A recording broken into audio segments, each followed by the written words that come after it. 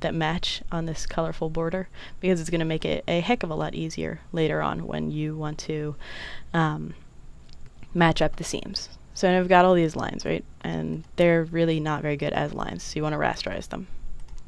I don't even really know what that means, but do it. It helps. And then merge down, and merge down. Ah, don't undo that.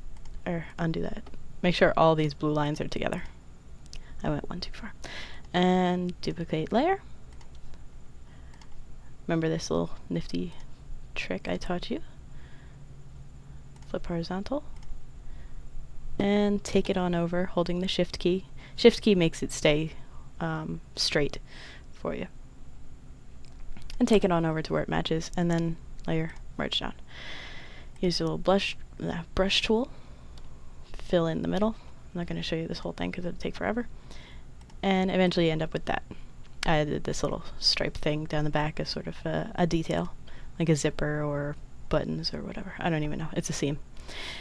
Anyway, I also used the edge matching guide, the same thing that I did to make the neckline up here on the base layer. Did the same thing on this one because I wanted to have the seam up there. Make sure you keep these on the 2 separate layers. If you put them on the same layer, it can work. It's just much more difficult because you'll end up with a gap between the 2. Keep them on their separate layers. So now that you have your basic template, this is what you're going to work from. Create a new layer, or up here. New layer. And, let me show you how to make a texture. Anyway. So here's the texture that I kind of want to use. Now obviously this is huge. You can see a lot of the details, a lot of the knit pattern in it, and a lot of stuff that you wouldn't be able to see normally in a fabric. So I shrink it down. Pixels, percent, 50%.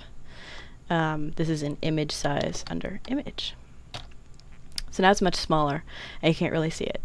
A lot of times what I also do is blur.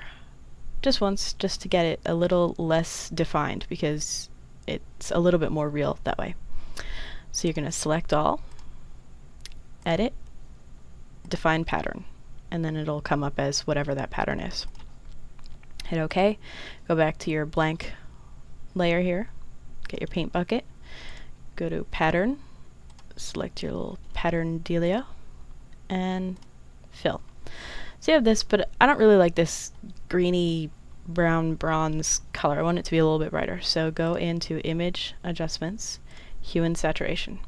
Now I want it a little brighter, right? But if you do it like that, it washes out. So you also have to increase your saturation. Ooh, too much. And decrease.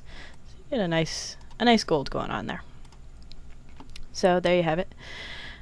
This is approximately the color that I want and everything. Now because you've got 2 layers and they're both going to be the same color, you're going to want to make duplicate layer,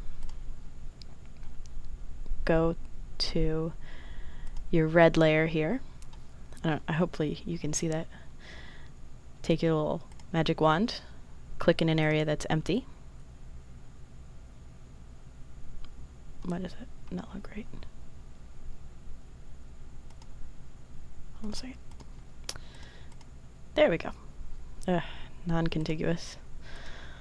Obviously this is my first shot at something like this, right? So you do the red layer, go to the bottom layer of your gold and hit delete. And you won't be able to see the effect right away, but you will in a second. And then go to your blue layer. Again, the same thing with the select tool.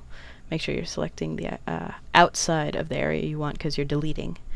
And then go to your second gold layer and hit delete. Let's get rid of that one. So, deselect, and now you've got 2 layers, but you can only see one of them because this one is exactly the same as the one underneath. Anyway, what you're going to do to make the easiest seam you will ever make, okay? Blending options on your one layer. Wait for it to load. Go to inner glow. Create an inner glow. You can see it here. Change the screen to color burn. Change the color to a 50% gray. There you go. And you can already see that the edge of this is kind of burned, and so you can see the center panel as differentiated from the base layer. And then what you do is you change it to this kind of double 1.5 peaked contour. You can use this 2 peak one too. It depends on your taste on how you like the seam or what you want the seam to look like. I like this one better. So you select that one, hit OK, and then size 10. So let me zoom in so you can see what I did. See how it looks like a raised seam along there? You can make it a little darker if you want to.